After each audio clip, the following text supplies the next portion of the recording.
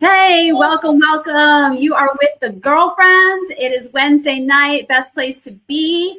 Another week in the books. Week 7 has been written and is in history, and we're looking forward to week 8. Ladies, how was your weekend since I've seen you last? Uneventful. Yes. You really can't beat an uneventful weekend. I wish you guys could feel that in your bones as much as we feel it for Beth right now. She really needed an uneventful weekend. So love that. Laura, for sure. So yeah, the Lions though, we came back from our terrible no good loss against the Chiefs to beat Tampa Bay, which I know, Desi, you said felt vindicating to you because the Buccaneers had just beat the 49ers. So we defeated them. I wouldn't say we trounced them. I mean, they were playing, but we played better. So it was a fun game to watch. It was an exciting game to watch because I really hate when, I mean, I'll take a win is a win, but I really hate when games are boring, like just a complete shutout and like just not exciting to watch. And this one was really exciting to watch. So I was very happy at the end of Monday Night Football. But I do want to mention my favorite feel-good story from the Lions game this week, right? So our entire secondary completely decimated, just no starters, just scrubs and rookies and people off other practice squads and all kinds of things. And they showed up. They totally showed up, and they played a great game. And I'm a little worried about the starters when they come back because our scrubs had such a great game. But the best part about it is a story that comes out of a message board that I'm on called The Den, which has been around for decades. But there was a kid who he was the first person to refer to the secondary as the Legion of Whom, because nobody knows who they are. And they put it on, the message board, which is looked at by local media, by Detroit media. And it was now being used on broadcasts to talk about the Legion of Whom, which I think is super cool. So shout out to Andrew and his dad on The Den. And I'm so happy for him. And like Beth said right before the show, he needs to monetize that, like make some Lions secondary Legion of Whom shirts and capitalize on it because it's catchy. Well, that's cute because Beth, I forgot to tell you last week, but I think it ended up somewhere in one of our chats, whether it's social media or on text. There's a little girl that is making Bill's Mafia gear, like shirts and jackets and all these things. And she's maybe 9, like 12, like somewhere like early adolescence, just amazing. She's just rocking it out on this iPad. I guess it's an app. I didn't really look at the story too. I kind of watched it when it was on mute. So I was in an area where I couldn't really have the volume up, but I definitely sent it out. So I'm like, maybe they could collab and like between the two of them, Cool. Right? She could create the merch, as they That would be awesome. I would buy it for sure. Yeah. Well, I'll piggyback off with what you said, Laura. It was interesting because the Niners game happened obviously before the Lions game. And same thing, like our Niners, I think part of the loveliness of what we're doing is Kyle Shanahan is just a legend. Like I really think he's a front runner for Coach of the Year. Robert Saleh, best thing that's happened to us since he left, pretty much. Happy to have him back. And much to like what you were saying about the Lions secondary, there's so many people on our team that people have no idea who they are. And how do you game plan against people that you're like, well, I don't know. How do I game plan against Kendrick Bourne now? And how do I plan against, a Mac Jones that's now with Kyle Shanahan? And listen, I will take everything we can get because we are also decimated. But after that game, I obviously it was such a huge win. I mean, just a punch in the mouth to the Falcons, which I kind of really had extra oomph because we were all at that Monday Night Football game. And I was like, screw you, messing with my money. So that game happened. And then the next day, before I move on, shout out to Christian McCaffrey. He was just named Offensive Player of the Week. So for the NFC. So shout out to you, CMC. He really had a hell of a game. I think went over 200 and some yards and had 2 touchdowns, like just killing it. Had a day.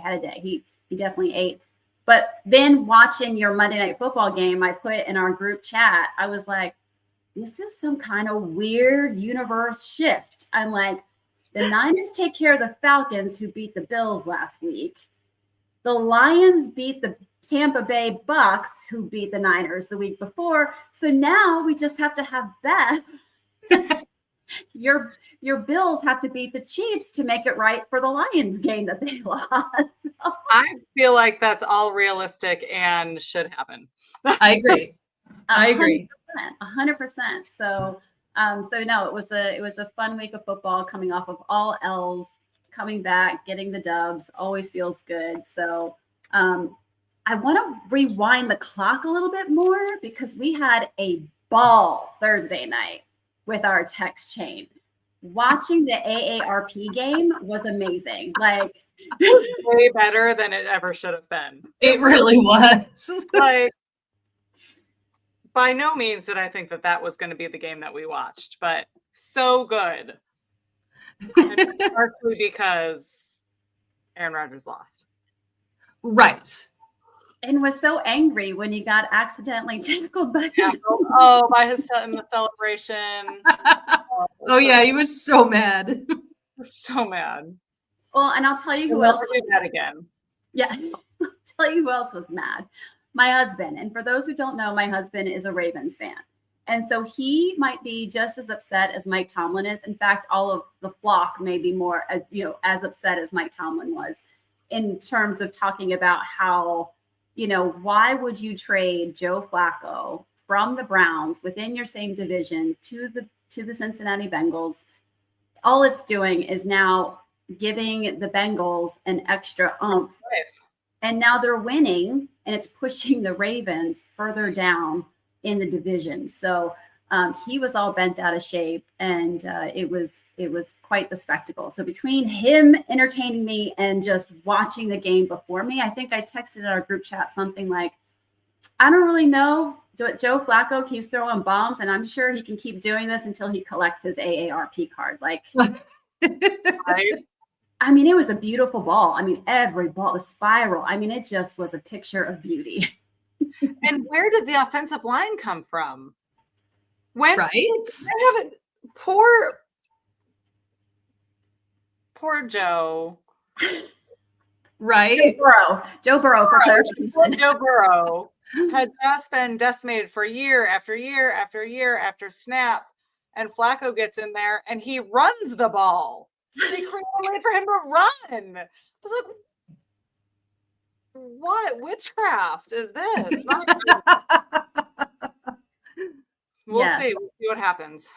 In fact, we're going to cut straight to one of our segments. The last thing about that, though, that I thought was super funny was how tired Flacco was at the end of that game. Did you see how, the game ended and, Joe Burrow's clapping, all right, we got this. And Flacco's just like, thank God it's over.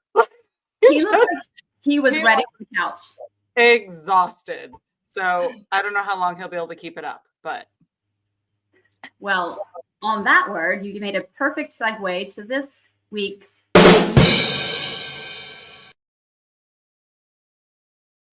And honestly, it's not much of a meme. It's a T-shirt. I did see that. Find out. I think you were the one that shared it in our group thing, but flock around and find out. So that was super fun. Super fun. Great games this weekend. I want to talk a little bit about the Broncos-Giants game because I basically dismissed it. I thought 19-point lead. This is nothing, a turd floating in the water. I'll change the station, right? Right, exactly. And then the Giants came back, right? Jackson Dart, Scattaboo. It was a showdown, came down to the very, very last minute field goal. And the the Broncos took it home. So they beat the Giants. They were very salty. There's some video out there that if you want to see. I mean, it was almost more painful than the Buffalo over Baltimore game this season. I mean, it was terrible. Like, somebody needs to answer questions about how you fall apart like that. Right. It was bad. Yeah. You know what else was bad? Was the comments that were made afterward by a certain Sean Payton. And so let us go ahead to in the news.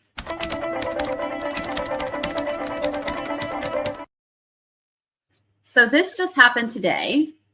Russell Wilson shoots back. Now, before I actually go through the whole story, let's back up.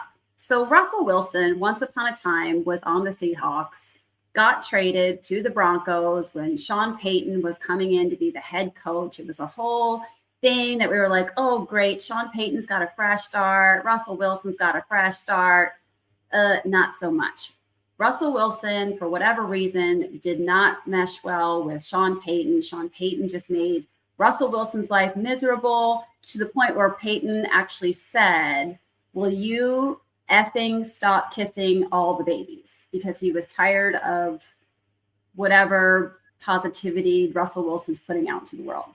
So ultimately, Wilson was then traded to Pittsburgh, but only after the Broncos had asked him to change the injury guarantee in his contract, which was cray-cray, right? Like, Russell Wilson is an older quarterback. Like, no way, that doesn't even make sense.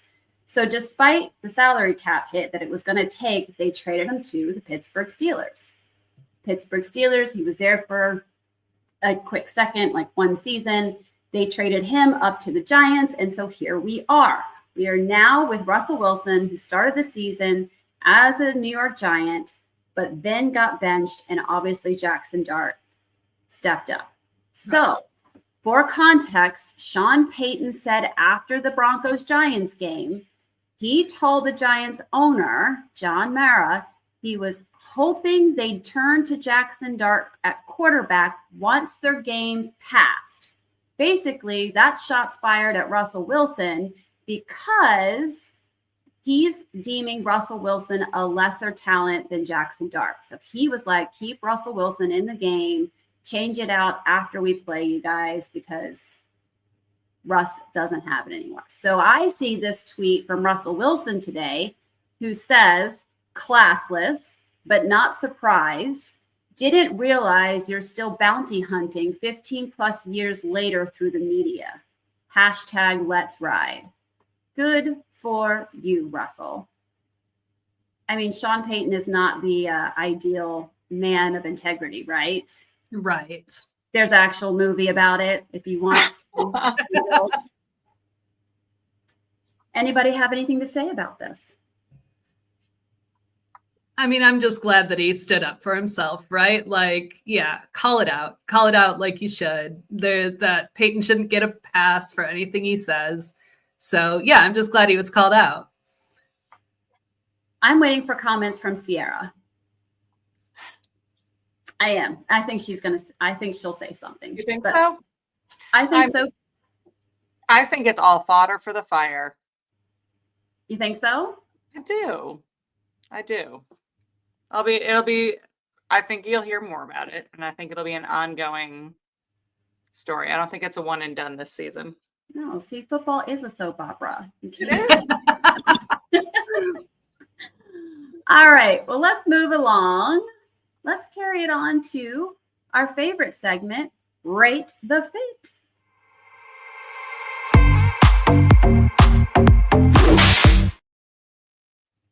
That little whip at the end. It's fun, right? It makes it.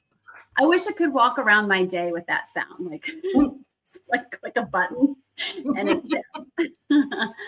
All right, guys, we had our Rate the Fit. Again, you need to follow us on Instagram or join our YouTube or our Facebook page.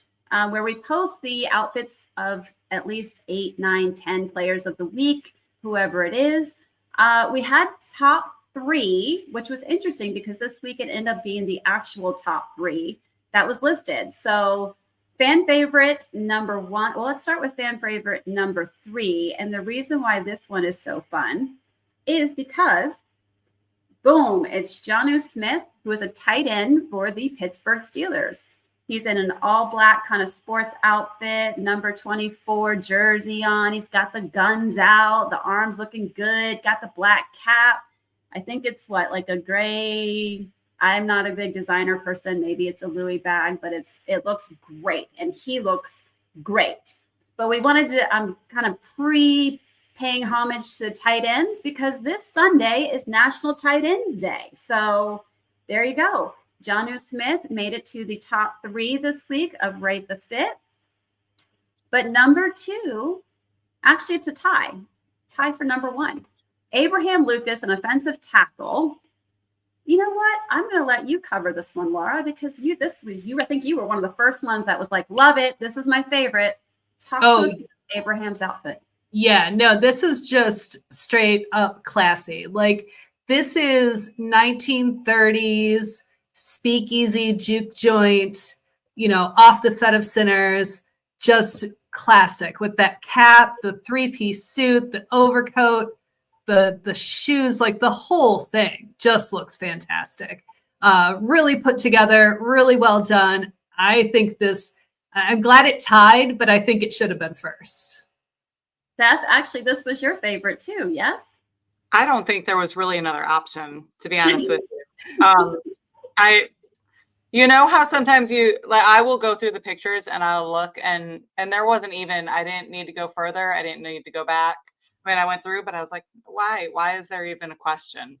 So I appreciate everyone's votes for whoever you vote for. We're equal opportunity voter. However, you were wrong. Yeah, I believe that was your actual comment, that if you didn't vote for this one, you're wrong. I just don't see the comparison. I can't fathom. Oh, Technic Chick used to live in Chicago for a minute, been to a speakeasy or two. So maybe, especially in Chicago, that place is freezing cold even in the summer. So I'm sure many of them. But yeah, full mobster vibes. Yeah, it's freezing cold in my Florida blood. Can't also, Beth, you are tasked. You need to find that hat for Gabe. I would like to find a hat that would cover all of that hair. I can't fathom that my son's hair would fit under that hat. Okay, Tanya, I see you. She liked that fit too. All right. Well, the other one that tied for first, boom, right here. This is Mac Wilson Sr., a linebacker with the Arizona Cardinals. He's coming in with the khaki pants. He's got the MTV throwback shirt, which, by the way, I didn't even know this. Again, I'm so involved in football, but the MTV signed off this week. Yeah, it's gone. I had no idea. So he was probably wearing that because he's in the know and I'm not. He's got a lovely pink jacket on, pink cap, got the I always call them the scientific goggles on. They're the clear lens or the clear frames, glasses on. He's got the jewelry out. I mean, it's just a vibe. And pink. This is October. It is Breast Cancer Awareness Month. So look at what I did, guys. Look at me getting all awesome. I'm just realizing it says September 2030, but it's not 2030. It's 2025. So September 2025. October. Also October 2025. And see, this is what happens when I'm last minute. So October is Breast Cancer Awareness Month. So I actually wanted to share with you gals. I can't afford a lot of what Kristen Juszczyk puts out there. It's amazing. And the times where I was delusional enough to go ahead and hit purchase, they didn't have it in my size. They keep the Smurf sizes don't stay in stock. I feel like that's probably good. Right. Sometimes God gives you a sign. Yeah, so you do not need to spend this money right now. While you really want it. I think my husband really love your marriage as well. Exactly. Oh, Terradome's in the house. What's up, buddy? Just in time, in time. So This is what I could afford. So Kristen Juszczyk did a special sale of a sports bra. Cute, cute. I like the back. It's got like the 3. Oh my goodness. You can't really see it here because of my, there we go. Oh, okay. Yeah. Strap, Back. Yeah. the front, and it says, check these out. Fabulous. So cute. I did spend, I think, about $50 for it, but it was for a good cause. Portion of the proceeds is from Athleta, went to the Breast Cancer Foundation. And it's actually super comfy. I wore it today to the gym and it was butter. So thanks, Kristen. I might actually now have a reason to spend money on stuff that I didn't have before. So great product though. Great product. So let's talk about breast cancer for 2 quick seconds. Breast cancer incidence in the United States, 1 in 8 women, which also equates to 13% of the female population in the US will develop breast cancer in their lifetime. Breast cancer is the most common cancer in American women, except for skin cancer. And it's estimated that approximately 30% of all new female cancer diagnoses will be breast cancer. Every 2 minutes, a woman is diagnosed with breast cancer. So the 5-year relative survival rate, though, for cancer diagnosed at the localized stage, which is early stage, is 99%. So ladies, and gentlemen, what I'm going to say to you next. Get the tatas checked out. It is Breast Cancer Awareness Month. I challenge you to call and schedule your mammograms today. Do your self-breast exams. Have your doctor do your breast exams. Please take care of the tatas. It is very treatable in the early stages. So let's get that taken care of. Amen. Make it happen. For sure. It's easy to do, guys. Look, it's just a quick squish. It's only uncomfortable for like a second. You get over it. It's much better than long-term treatments to just go get the quick squish. That's exactly right. Go get the squish. Get the squish done. And then get you a Kristen Juszczyk sports bra so you can comfort them on your way back home from it. All right, since we're talking about the body, we're going to go into our next segment, sports and medicine.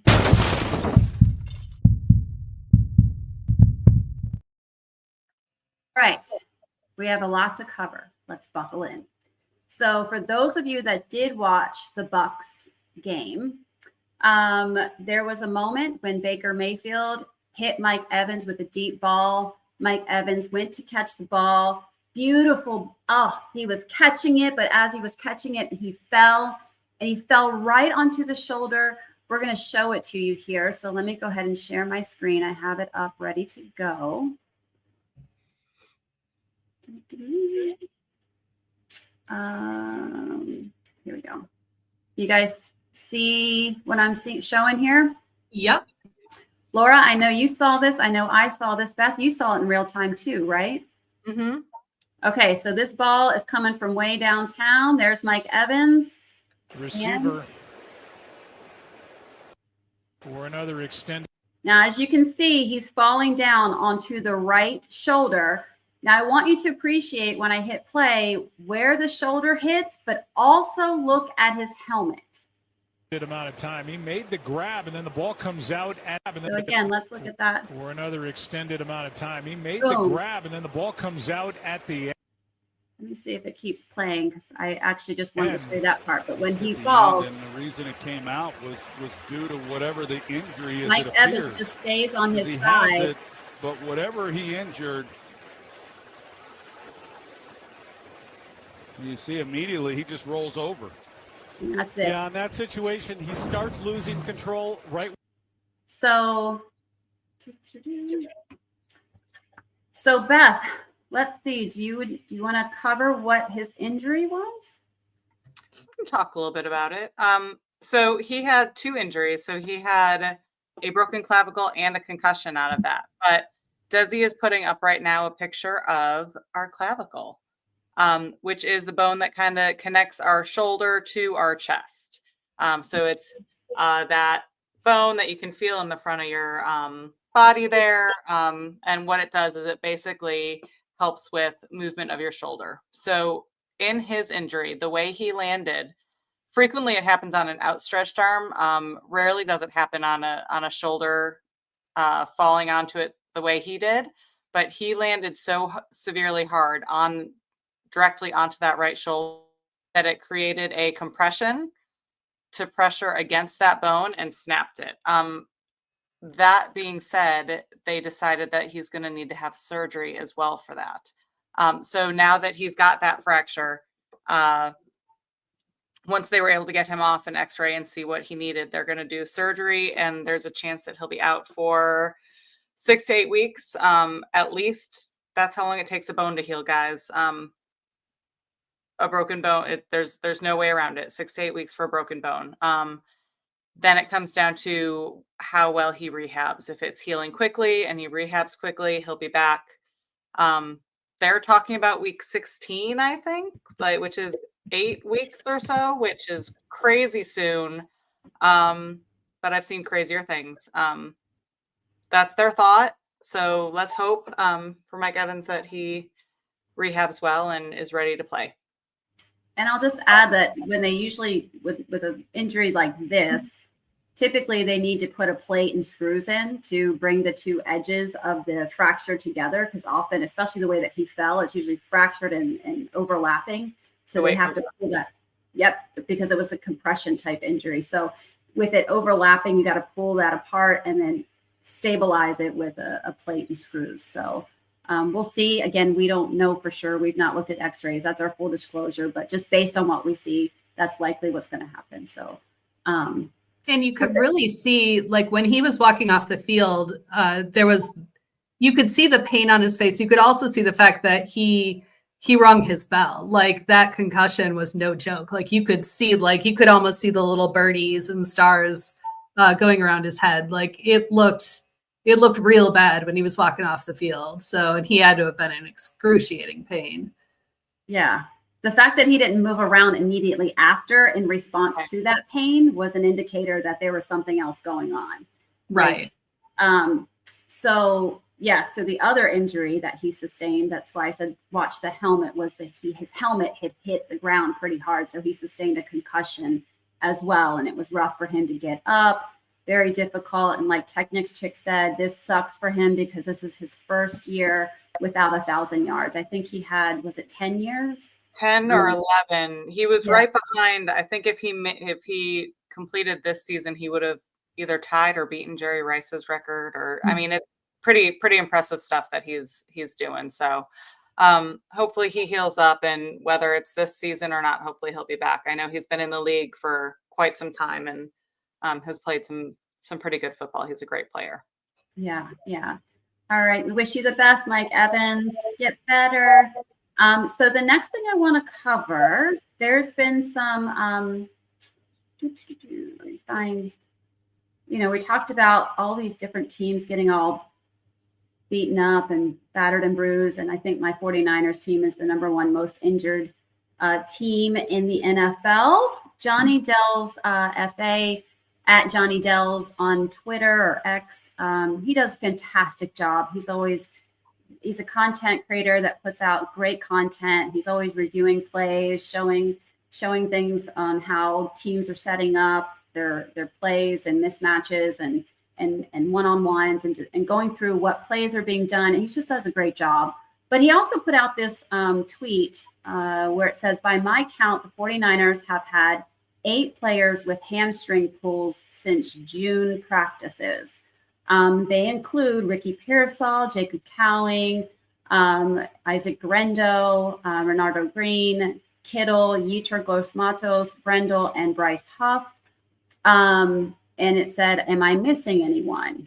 And someone, Delta Rob at the bottom, had put, time to start pointing at the conditioning staff. This is no coincidence. Something is amiss. Now, hold that thought, because there was something else that I wanted to say, because he also put out a statistic that I think, did I send that to you?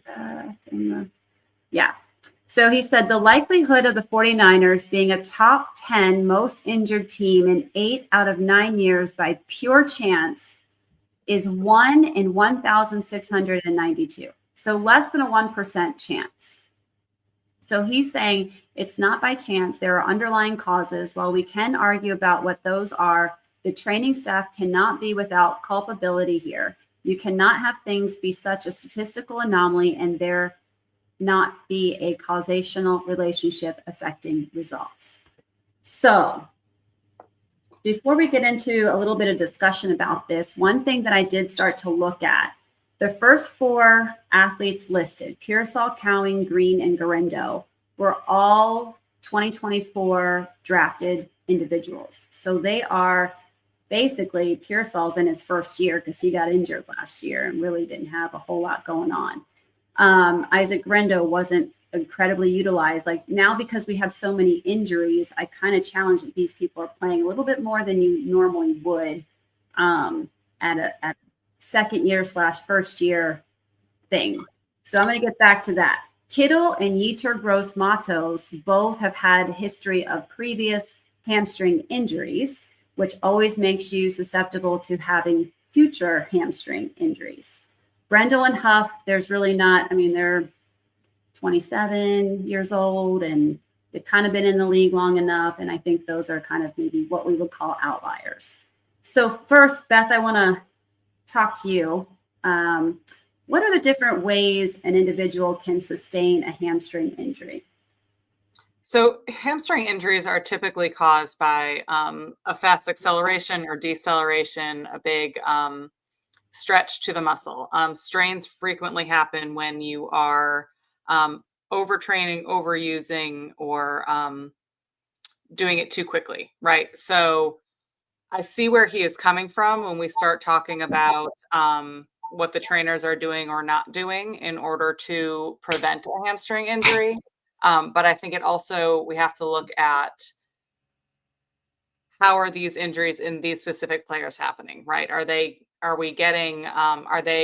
in a fast moving moment when they're pulling their hamstring? Are they getting hit and getting twisted and creating hamstring injury that comes from, force, opposite directional force?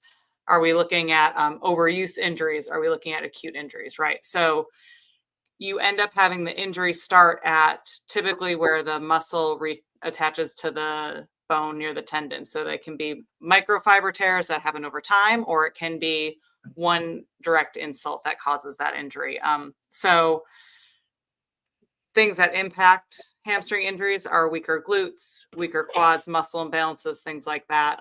It's hard to believe that these guys aren't well balanced muscularly by their trainers. I would assume that that's pretty high up on their training protocol to make sure muscle balance is not the issue. So I don't know if it's so much muscle balance is the issue. Is are we then looking at surfaces? Are we looking at other things like that? I don't know.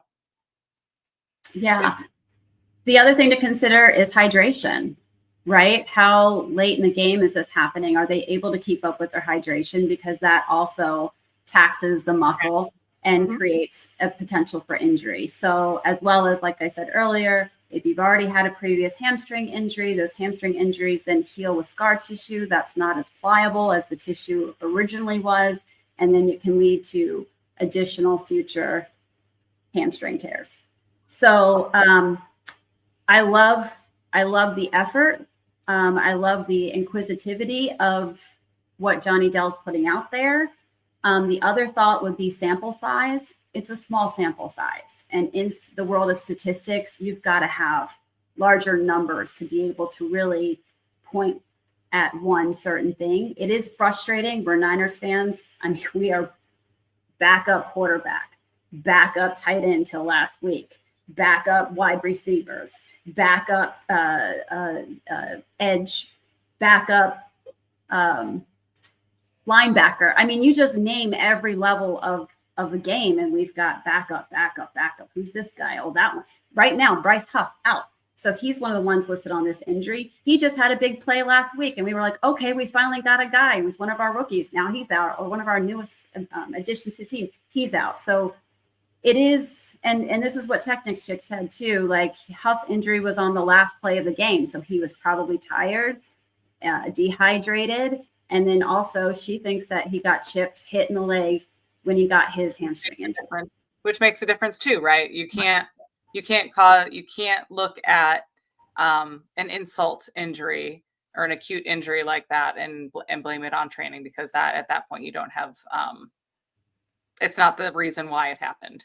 I do think that it's a great thing, like you said, to look at, and the training staff should be looking at it, just to say, hey, what can we do differently? What aren't we doing that maybe we could do to prevent this a little bit more, right? There's nothing wrong. We can all do better in our jobs. We can all do better in our programming. It's just a matter of seeing what maybe they could try differently. Who knows? But like I said earlier when we were talking about it, we can't make correlation and causation are two very different things. So just because they seem to be related right now, we don't have enough data to prove that it's the cause. Yeah. So just for folks who are listening, review what you mean by causation and correlation. Decipher that. So correlation is more similar to what we're looking at right now. So there's a correlation right now between the number of players getting hamstring injuries and what they believe might be the cause, right? So in simpler terms, let's think.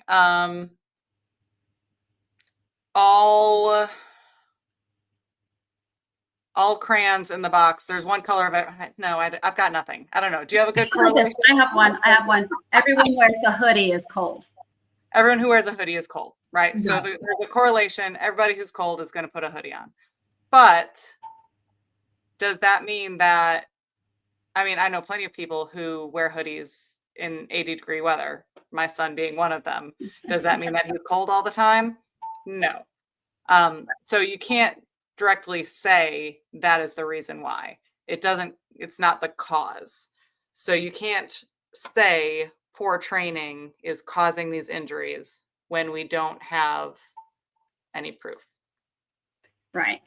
So, like Terradome had put out, these soft tissue injuries are driving me crazy. They're driving all of us crazy. I think all the injuries are driving us completely crazy. And again, I appreciate the inquisitivity. I appreciate the search for answers and things like that. But it's just, injuries are tough. And if you just watch the tape a lot, and I know he does, but Fred Warner's injury, not his fault. Or trainer's fault or conditioning fault, right? Like it's just how it happened. Gabe's justifying his hoodie now. His feet are cold, so he puts a hoodie. Right. Bosa tears an ACL. I've literally watched him. He was sidestepping, and it just kind of planted and twisted. That's just classic way to tear an ACL. And there's not. That guy takes care of his body. He's doing all the things. Sometimes these things are just going to happen. So.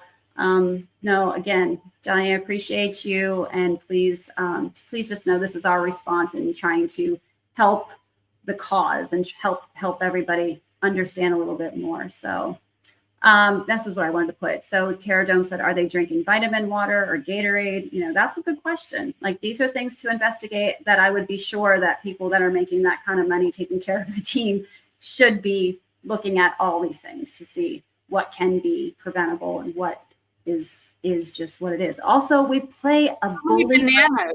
How many bananas are they eating? Right. Did they eat at 11? After. Oh my gosh. But the 49ers also play a bully brand of football. And when that's your goal, is to just get in there and punch people in the mouth week in, week out, these things are going to stack up. So anyway, that's all we got to say about that. Let's move on to something more fun. Let's talk cocktail mocktails. Yes! Time the woohoo perfectly. All right, let's start with the peanut butter. Oh, let's start with this one. The dog pound. Talk to me about the pound. This is our ode to Cleveland since they had a win this week. It is a really great dessert type cocktail. It is basically a Reese's Pieces in a cup. It's chocolate syrup just to drizzle inside, Screwball peanut butter whiskey, chocolate liqueur. We have the Mozart chocolate cream at my house, so that's what I used, and a little bit of milk, half a cup of milk. And you just throw it in a shaker, shake it up, and pour it into a glass, and it's like a chocolate peanut butter milkshake. Yum. It's okay. And we need to do this segment earlier because my drink gets looks because by the time we get to it, it's almost gone. That's fair. We talk a lot. So and you've already made converts. The people are already going to start making it. Yes, Tanya's down for the dog pound. Tanya, make me one. I'm out. So the mocktail is also so delicious. It is basically peanut butter, whipped cream, a little caramel syrup, milk, and cocoa powder. So this is basically making a Reese's Pieces chocolate milkshake as well, without alcohol.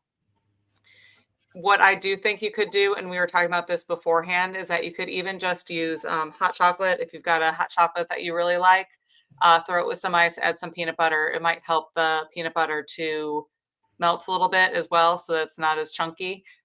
Throw it in there, shake it up, and I think it would be delicious as well.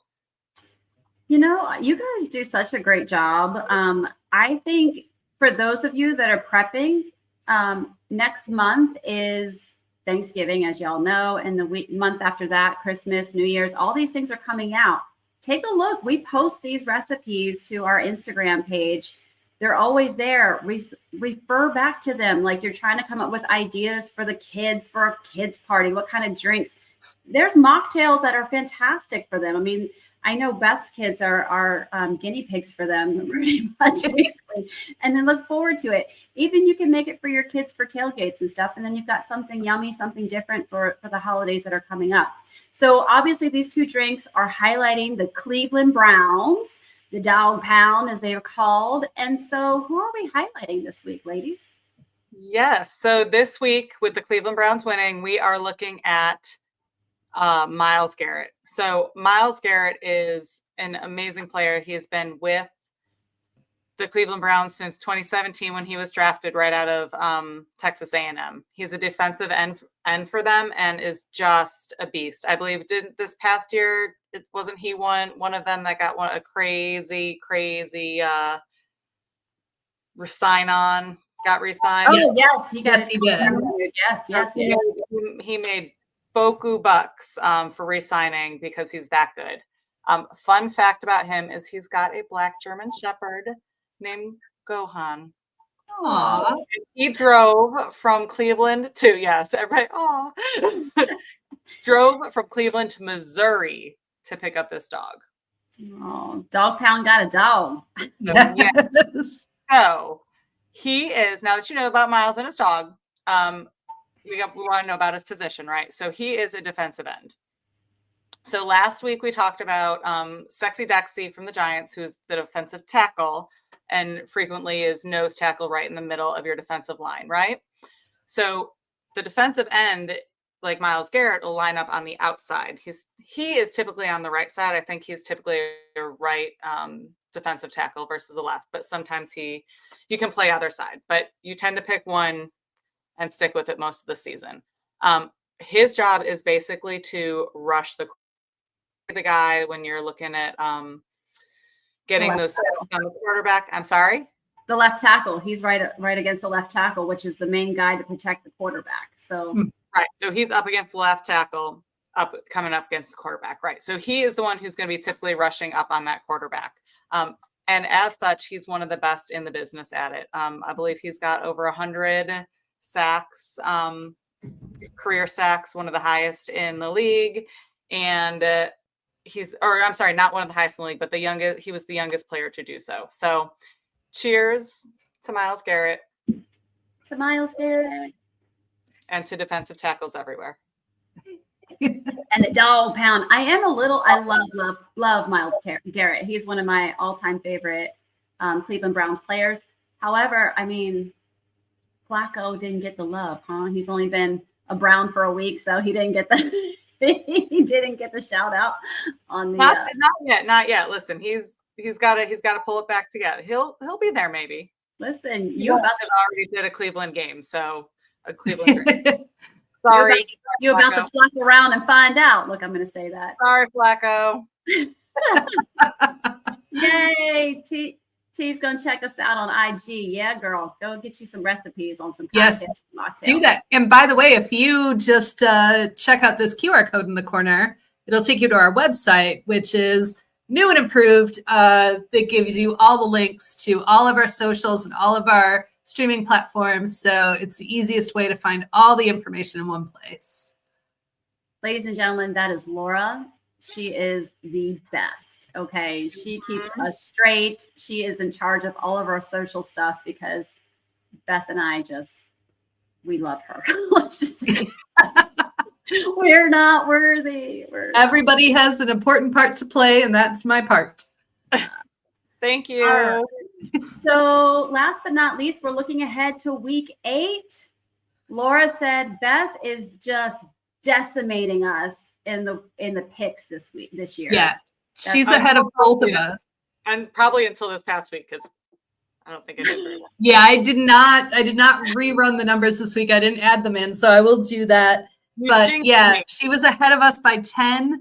And Desi, you were ahead of me by 1. So at least I feel competitive. Like I've always said, my picks are based on vibes, which is not always the best way to pick something. So at least I know I was competitive. But yeah, all right. Let's see what we got, sis. Yeah, let's look at this week. So we've got our upcoming Thursday night game, which will be tomorrow. Will be Vikings Chargers. The Vikings will be in LA, so they don't have the home field situation, and we all went for the Chargers. Of course, like you said, I'm peak petty, so I do not want the Vikings to win. But I think the Chargers can beat them. So, but wait, can I also? Oh, go ahead. Go. I was just going to say the Chargers are not wearing the yellow uniforms. They're not. Okay. I was going to say the Indianapolis Colts lost to the Savannah Bananas last week. So Beth or Laura almost spit her drink out. I'm so sorry. I did again. That's 2 shows in a row where you've almost made me spit my drink out. I forgot to mention it. Beth called it out. Okay. Anyway, carry on. All right. And then on Sunday, we start out with the Dolphins, Falcons. And as you'll see, there are only a handful of games this week that we differed on at all. But we all picked the Falcons, even though we were grateful that the 49ers beat them. That was just retribution. Now we're pretty sure they're going to go and destroy the Dolphins because what else would happen?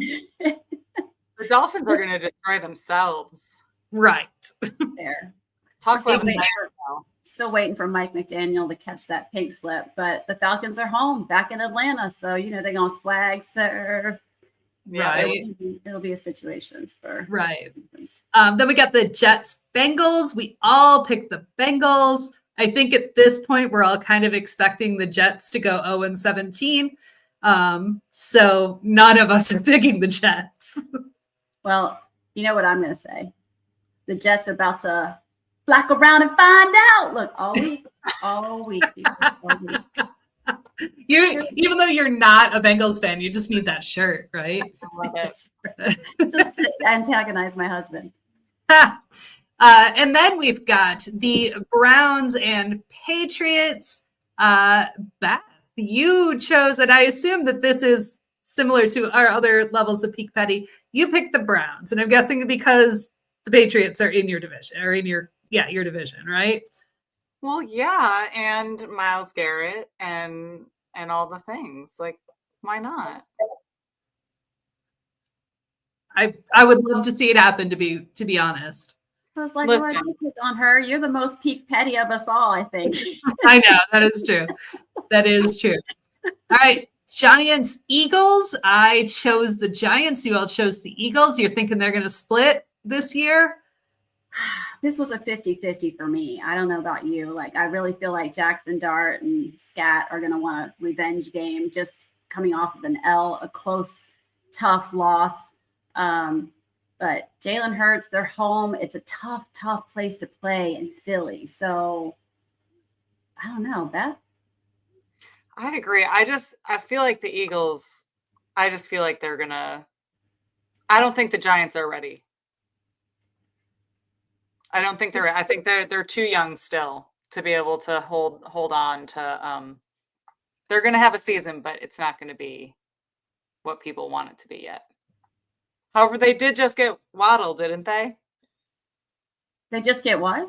They got Waddle from the Dolphins, so maybe. Yeah. So, Laura, you could be right. They're putting together a team. We'll see. I would also like to see it happen. Well, I want to ask you, Beth. Dable's the head coach. Dable was in Buffalo. Do you feel like he is the right? Do you feel he's head coach caliber? I guess is what I want to ask. You don't really want to ask me that. Not particularly. But I mean, neither is Mike McDaniel. So fair. Just like Tech Next Chick said, man, we're waiting for him to come home too. We about to roll it back. Have him and somebody needs to play his dad because he clearly can't be an adult on his own.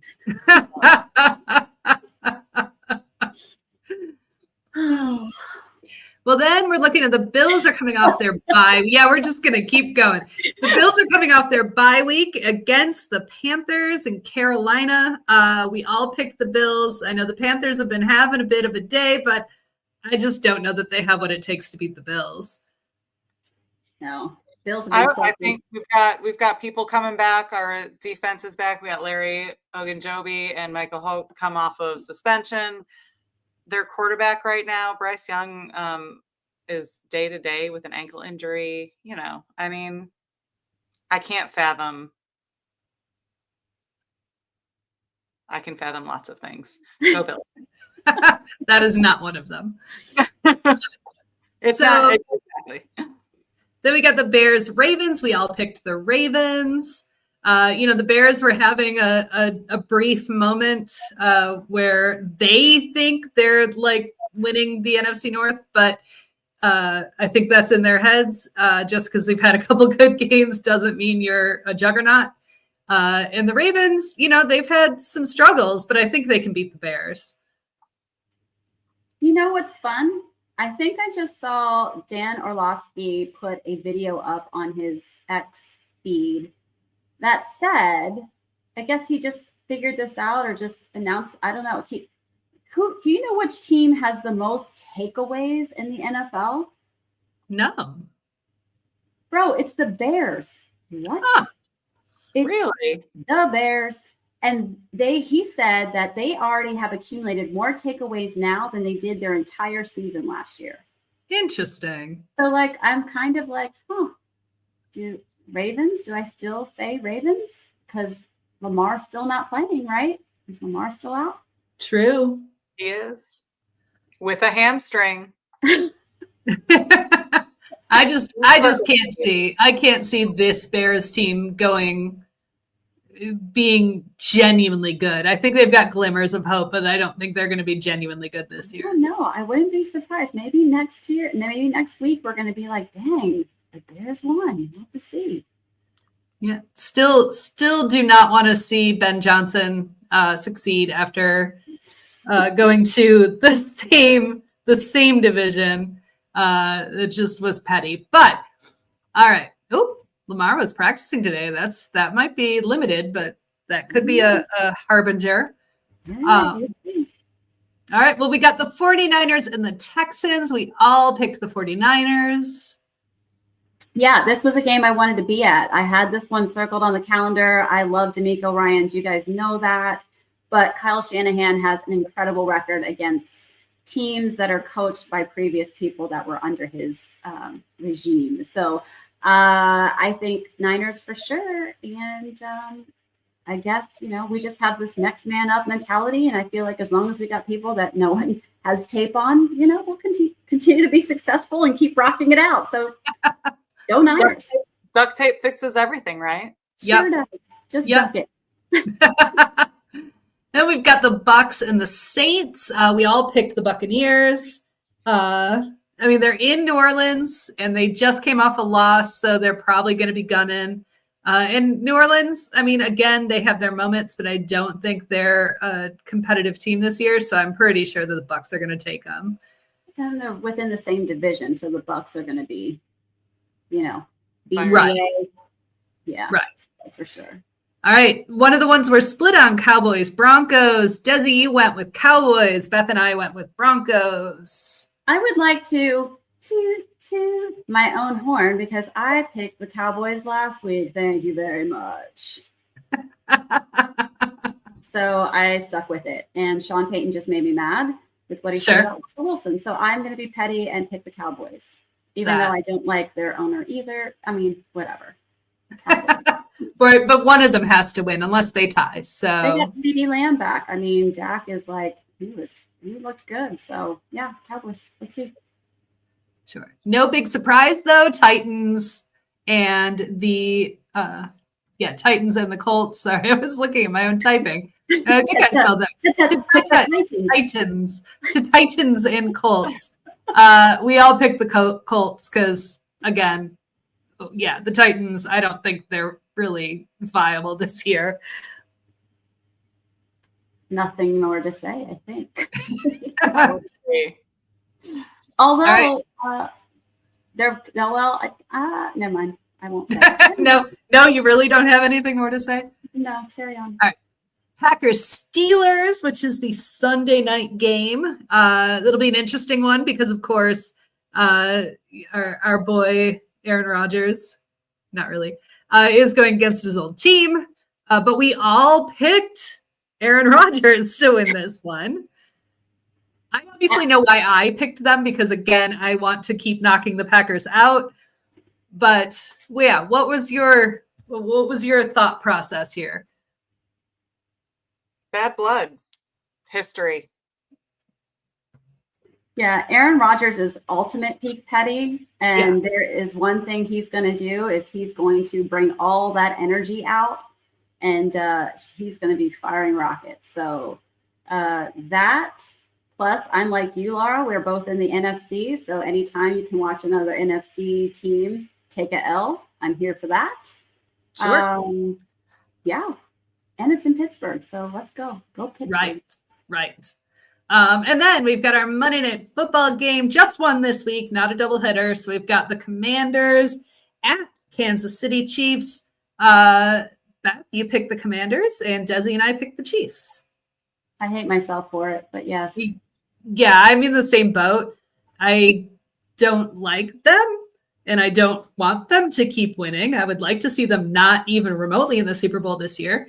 But I do think they're going to beat the Commanders. Any given Sunday, ladies. That was my line last week. Listen, we'll all be singing your praises if you're right. Yeah. And believe that. But the Commanders did not look good last week. No Deebo Samuel. I haven't looked up to see if he's, what his status is. I'm not even sure why he was out. No McLaren. I don't know if I have no idea what's happening with their injuries over there. And then Jaden Daniels just came back from his injury. So they're a little banged up, a little beat up. And I just think a game in Arrowhead is a tough thing to come to. But hey, man, I've seen my team overcome. So like you said, any given Monday, I'm a cheer for the Commanders. But right. Put my little face on the Chiefs. All right. So that's it. That's our picks for week 8. Thank you guys so much for joining us. It was a ball as always. Come back next Wednesday. We're going to have a special guest.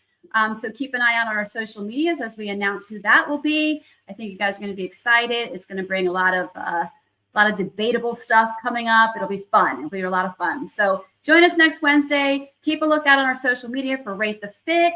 Send us any messages. If there's questions you have, ways that you think that we can do anything better, we always want to hear. So like, subscribe, and join us on social media. Until next week, guys, take care and happy football. Go Bills.